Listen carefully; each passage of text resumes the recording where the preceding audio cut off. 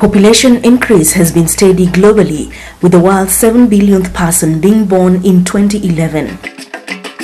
The population rise has been characterized by speedy urbanization trends the world over.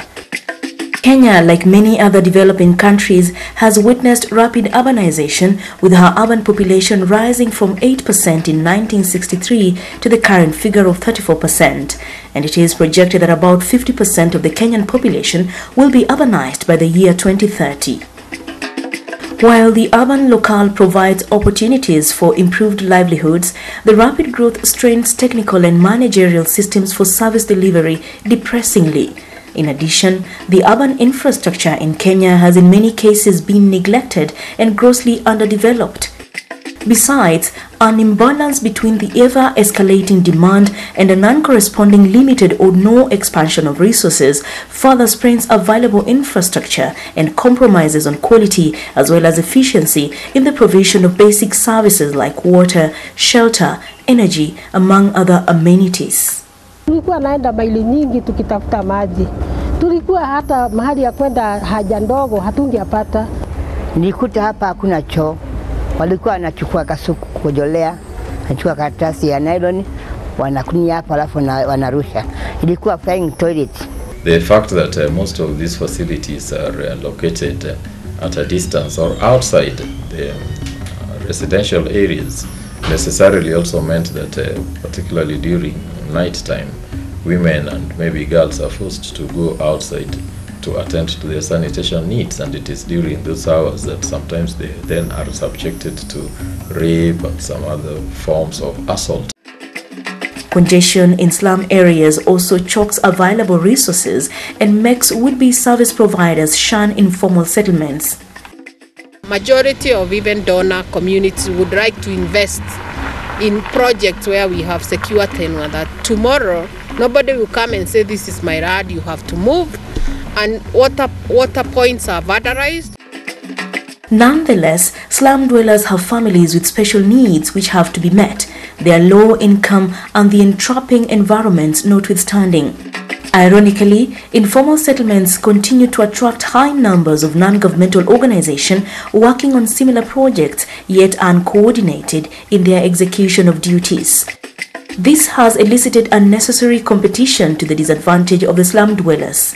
That is why the Civil Society Urban Development Program (CSUDP) was established in 2010 following a consultative workshop through which the Swedish International Development Agency (SIDA) aimed at facilitating its new strategies in supporting civil society organizations in Kenya. The reason why we decided to support the CSUDP and the creation of CSUDP was that there was not a national coordination body or institution to coordinate the efforts on behalf of civil society for urban development. The main intent of this program was to try and create a facility that can extend support to civil society organizations that are working within the urban sector, and not just working within the urban sector, but working with the poor in the urban sector. The urban space in Kenya is going through a transformative phase propelled by the new constitutional implementation process. Fundamental transformation in the governance and management regimes of the urban areas are envisaged through various legislative instruments. The new constitution gives sovereign powers to the people of Kenya. It also protects and assures social, economic and cultural rights, including the right to accessible and adequate housing and to reasonable standards of sanitation, the right to clean and safe water in adequate quantities, and the right to social security. It does not mean that the government must always, at any given time, be in a position to provide housing for everybody. The issue is the government taking the necessary steps, making the necessary budgetary allocation year in and year out, passing the necessary policies and implementing them. Chapter 118 of the new law also compels Parliament to conduct its business in an open manner and to make its sittings and those of its committees open to the public and to facilitate public participation and involvement in the legislative and other businesses of Parliament and its committees. all legislations that we have developed so far have been developed through involvement of the people, seeking their views. What do they want? How do they want it done? The new constitution also presents a new form of governance where devolution remains the key word. As a committed and close partner, we will continue to encourage and support Kenya throughout this process of devolution, of the transition and beyond. The county system will require restructuring and proper strategies for running the would-be county cities in order to make them compete favorably with their counterparts across Kenya and the larger East African region. Can we come out with a blueprint of a strategic plan for a county government that captures urbanization? To prepare the urban residents for this transformation, Civil Society Urban Development Program, through its coordination platform of Civil Society Urban Forum, is leading local urban campaign initiatives through local urban forums currently established in 14 towns in Kenya. The local urban campaign under the banner "Whose Town Is It Anyway?" seeks to stimulate community passion to participate in shaping the form of urban areas in the new constitutional dispensation. This day we are launching this urban forum for Kakamega. Nairobi Local Urban Forum. City Council without you is not City Councils.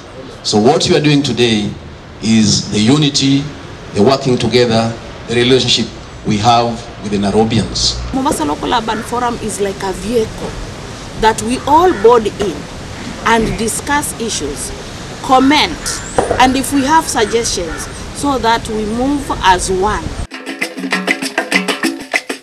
CSUDP thrives in proper coordination of activities and has adopted a DISC principle that essentially focuses on achieving product depth as opposed to diversity, moving from innovative approaches to invention, advancing synergy as opposed to singular approach to interventions, and dissuading civil society organizations from competing and instead complementing each other and the state. Civil society can never replace government in terms of investment portfolio. But yet, civil society can create a lead in providing products that are easily acceptable and viable. The Civil Society Urban Development Program anchors its strength on 3 key pillars, which include coordination, access to basic services and shelter, as well as policy development. Initially, we all want to be out there. We want to move very fast and we don't care what our partner organizations are doing. But with the forum of CSUDP, I think we have now synergy. In collaboration with government line ministries and utility companies, CSUDP through its implementing partners has succeeded in improving housing, clean and affordable energy supply, as well as water connectivity and distribution for the urban poor.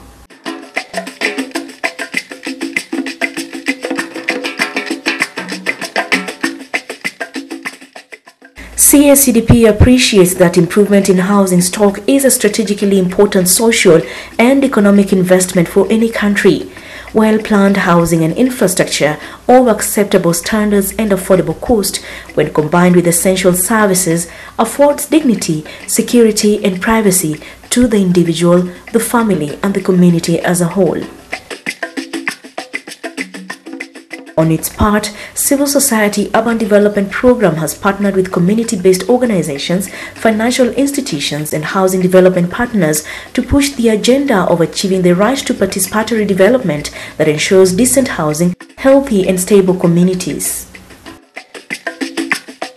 Through a partnership between CSUDP and the National Cooperative Housing Union, a project intervention under the name SHADE was put together.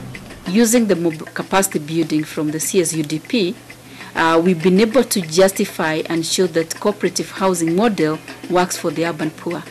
The urban poor are active economically. What they lack is somebody to help them plan their finances. The housing cooperatives that we've been able to promote, they have saved more than 10 million Kenyan shillings. For example, we were to do a demonstration with the Gumo beggar women housing cooperatives. Those are women who are actually squatting in land near the Wilson Airport. They were evicted from that land in November last year. It was quite an embarrassing situation to see people who had been in a settlement over 10 years just going one night without shelter. And we had just bought land for them, and they had put their own savings for that project. And what we did quickly, using the CSUDP demonstration, we were able to do the demonstration semi-permanent house, and we're going to put a permanent house. And then we were able to scale up and provide 20 shelters for the women. And before Christmas, they had a permanent home to live in. And I think demonstration is about showing is a good practice that actually can be scaled up. In addition to low-cost housing, we also emphasize on low-cost building technology, which is mostly building materials. And so we promote, for example, the Makiga engineering compressed blocks, which basically utilize the clay that is on one's land. We are developing, through this project, a product for enabling groups of poor people to be able to acquire land in a suitable place and then construct houses for themselves. In addition to that, we have another product where we finance people who already have land to construct houses incrementally. So we give them a loan to do the foundation plus a wall, and then we add another loan once they clear that loan. Katika Kere tumejenga nyumba 9. Na hiyo loan ndio imetuwezesha tukajenga hizo manyumba. A priority activity that will be undertaken by KCP is to ascertain tenure in those selected municipalities, selected informal settlements. In securing tenure, we mean that we will undertake planning, we will undertake survey, we will undertake, of course, enumerations of beneficiaries who are there on the ground, who should in the end then get letters of allotment and titles. Besides initiating community-negotiated security of tenure, CSUDP and partners are strengthening their efforts to put to a halt inhumane enforcement of law characterized by forced evictions and destruction of property in land recovery processes. Those notices and consultations that precede any eviction must be publicized so that there is knowledge, not just on the part of the people who are likely to be evicted, but also on the part of the rest of the country. CSUDP has provided not only a voice for the voiceless, but has also channeled change and development for the benefit of the poor urban dwellers. Besides the modern internet knowledge platform, CSUDP is engaging the media in spreading the idea of public participation and the opportunities that lie in the otherwise neglected urban poor settlements.